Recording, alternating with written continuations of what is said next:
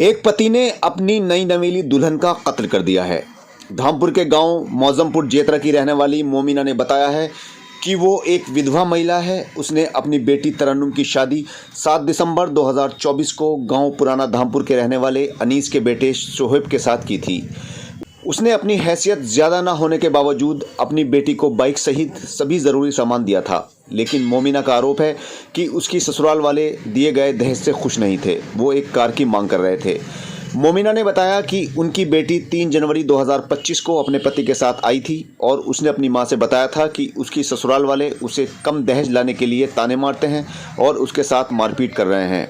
ये लोग उसे जान से भी मार सकते हैं।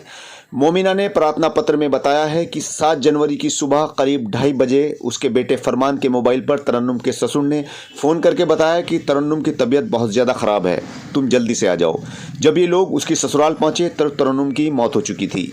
मोमिना का आरोप है कि तरन्नुम के परिवार के लोगों ने ही उसकी हत्या की है। लड़की की हत्या की खबर मिलते ही पुलिस मौके पर पहुंची और आरोपी पति को हिरासत में ले लिया। फिलहाल पुलिस ने तरन्नुम के शव को पोस्टमार्टम के लिए भिजवाकर आगे की कार्रवाई शुरू कर दी है।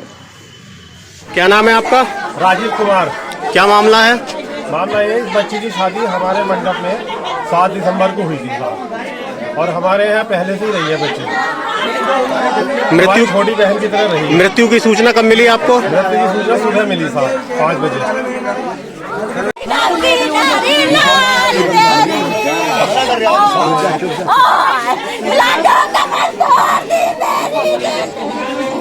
क्या नाम है आपका? मेरा नाम मोगिता। अच्छा, ये जो शव पड़ा है किसका है? क्या लगती है आपकी है? बेटी। अच्छा, कैसे हुआ, किसने मारा है? अब तो इसके मेरे दामाद ने खुद, जिसके निकाह में आई उसने कह दिया मैंने मारा, गला घोट के, और सबकी राय थी इनकी। अच्छा, कब की घटना है? ये होगी 10-11 बजे की होगी, 12 बजे की होगी। 5,000 रुपए का। अच्छा, अब 5,000 रुपए लेने गया था मेरे घर से, इस बात पे मारा। 5,000 रुपए नहीं दिए, मेरे बस की बात नहीं थी। भीख मांगती थी अपने गाँव से। किस चीज के लिए लेने गए थे 5,000? नशा करता है, शराब पीता है, मुझे कुछ नहीं बताया। और अब कह रही है मैंने नशा न करे था, नशा करता है वो बहुत। अच्छा, आपने पुलिस को? आज के दिन मेरी लौंडिया दुल्हन बन गई थी और आज के दिन ही जनाजा निकाल दिया। यूँ कह रहे मुझे कोई अफसोस नहीं है। मन में तो कोई सोच नहीं। अच्छा, अब कहाँ है वो आरोपी? अब कहीं तो गया होगा, ले गए पुलिस ले गई। पकड़ लिया पुलिस ने? 1 महीना आज के दिन दुल्हन शाम को बनता है। लड़की का बाप है नहीं, बाप है नहीं। आप क्या चाहती हैं आप? मैं वो चाहूँगी जो मेरी गई मैं इसका भी जागा। इंसाफ चाहिए, इंसाफ।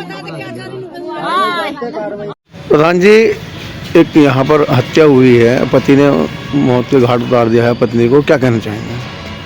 ये मेरे गांव की एक विधवा महिला है, श्रीमती मोमिना जी, और बड़ी ही मेहनत कश मजदूर महिला हैं।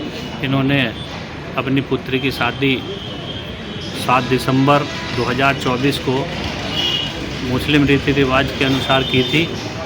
आज सुबह इनके पास लगभग सुबह 2:30 बजे के करीब इनके समधी का फ़ोन आया और उन्होंने बताया कि आपकी पुत्री की तबीयत ख़राब है, आप यहाँ आ जाओ। ये जब वहाँ गई तो इन्होंने देखा कि इनकी पुत्री मृत अवस्था में पड़ी हुई थी और उन लोगों ने दहेज के लालच में इनकी पुत्री को मार दिया है।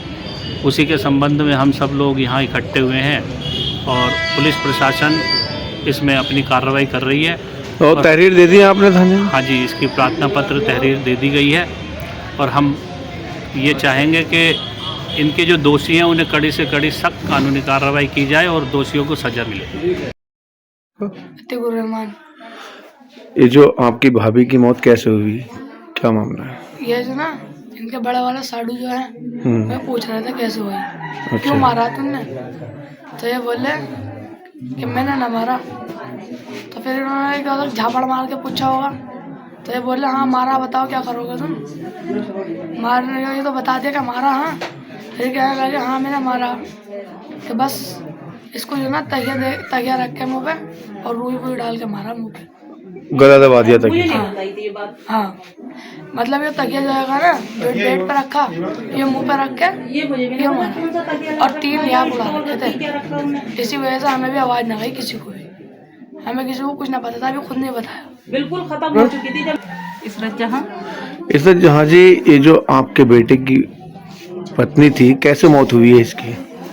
ये रात दोनों ने खाना खाया एक साथ, चाय भी पी, फिर आराम से मेरे पास बैठ के आन के मुझे 1000 रुपये दे के आई। नो कहने लगी अम्मी लो तुम रख लो संभाल के। मैं बोली ना बेटी तू ही रख ले, तो कोई चीज़ अच्छी बुरी चीज़ को दिल करे तो खा लिए। बोले ना अम्मी मेरे पास और भी हैंगे।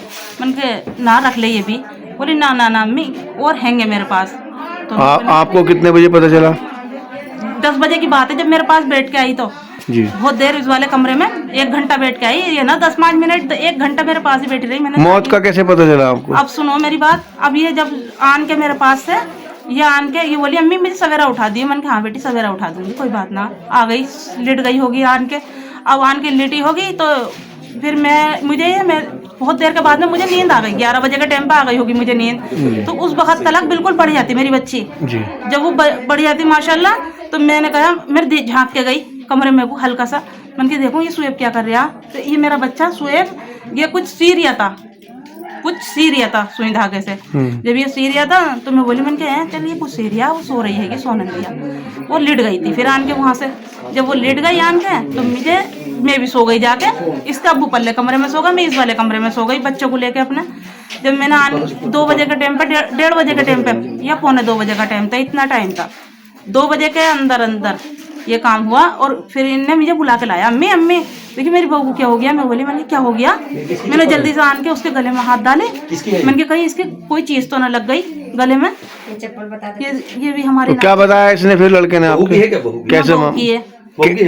कैसे मौत हुई, कैसे मारा इसको, तो कैसे बताया? मैं बोली मन के क्या हो गया। मैंने इसके झाँपड़ रखा है। मैं बोली मन के ऐसा कैसे हो गया अल्लाह, ऐसे क्यों हो गया। ऐसे मुझसे कोई बात ना हुई, तुझसे कोई बात ना हुई, तो ऐसे हो कैसे गया, ऐसे कोई मरे हैं। क्या बताया बेटे ने? तो कहने लगा ना अम्मी ये तो अपने आप ही चीख निकली थी इसकी। लेटरिन में गई थी और फिर लेटरिन में सान के फिर थोड़ी देर लेटी रही। लेटरिन लेने के बाद में चीख निकली। इसने ये बात बतलाई। मेरी तो समझ में ये नहीं आई बिल्कुल भी मेरी समझ में। तो मैंने कहा इनने कुछ ना कुछ कर दिया। मैं एकदम इसके अब्बू को बुला के लेकर आई। तो इसका अब्बू बोला ना अभी ये क्या हो गया। एकदम हमने फिर बिल्टू भाई को बुलाया, प्रधान जी को, एक डॉक्टर साहब को बुलाया। उसी वक्त रात के 2 बजे वो उन्होंने आन के देखा। उन्होंने कहा नवज तो नहीं चल रही इनकी। तो इनकी नमाज नहीं चल रही थी। बस इतनी बात तो मेरे सामने हुई। फिर तो तेरी सारी इसकी माँ को हमने फ़ोन कर दिया, इसकी अम्मी भी आ गई, तमाम बहुत सारे फिर तो मेहमान आते रहे रात के 2 बजे से। ये काम हुआ हमारे घर में।